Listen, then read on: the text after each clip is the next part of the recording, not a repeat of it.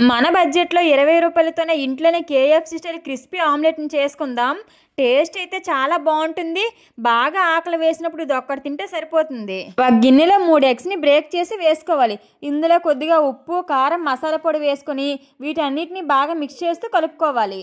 అంతా బాగా కలుపుకున్న తర్వాత స్టవ్ పైన ప్యాన్ పెట్టి దీంట్లో కొద్దిగా ఆయిల్ వేసుకొని ఈ మిశ్రమాన్నంతని పెద్ద ఆమ్లెట్‌లా వేసుకోవాలి. ఈ ఆమ్లెట్‌ని 2 వైపులా కాల్చుకొని ఒక ప్లేట్‌లో తీసుకొని వీటిని చిన్న చిన్న ముక్కల్లా కట్ చేసుకోవాలి. మీకు ఏ షేప్‌లో నచ్చితే ఆ షేప్‌లో కట్ చేసుకోవచ్చు. నేనైతే ఇలా కట్ చేసుకున్నాను. ఇప్పుడు ఒక మిక్సింగ్ బౌల్ తీసుకొని దీంట్లో 1 కప్పు మైదా పిండి వేసుకొని దీంట్లో కొద్దిగా ఉప్పు, కారం, మసాలా పొడి వేసుకొని అన్నిటిని బాగా మిక్స్ చేసుకోవాలి. ఇప్పుడు ఇందులో 4 స్పూన్ల పిండిని తీసుకొని వేరే గిన్నెలో వేసుకోవాలి. మిగతా పిండిలో కొద్దిగా వాటర్ వేసుకొని ఈ విధంగా బాగా కలుపుకోవాలి. ఫస్ట్ మనం కట్ చేసుకున్న ఆమ్లెట్ ముక్కను తీసుకొని దీంట్లో ఒకసారి డిప్ చేసుకుని తర్వాత పొడి పిండిలో డిప్ చేసుకోవాలి. ఇలా 2 సార్లు చేసుకున్న తర్వాత వీటిని ఆయిల్లో వేసుకొని మంచి గోల్డెన్ బ్రౌన్ కలర్ వచ్చేంత వరకు వేయించి తీసుకుంటే మన క్రిస్పీ ఆమ్లెట్ రెడీ అయిపోయినట్లే.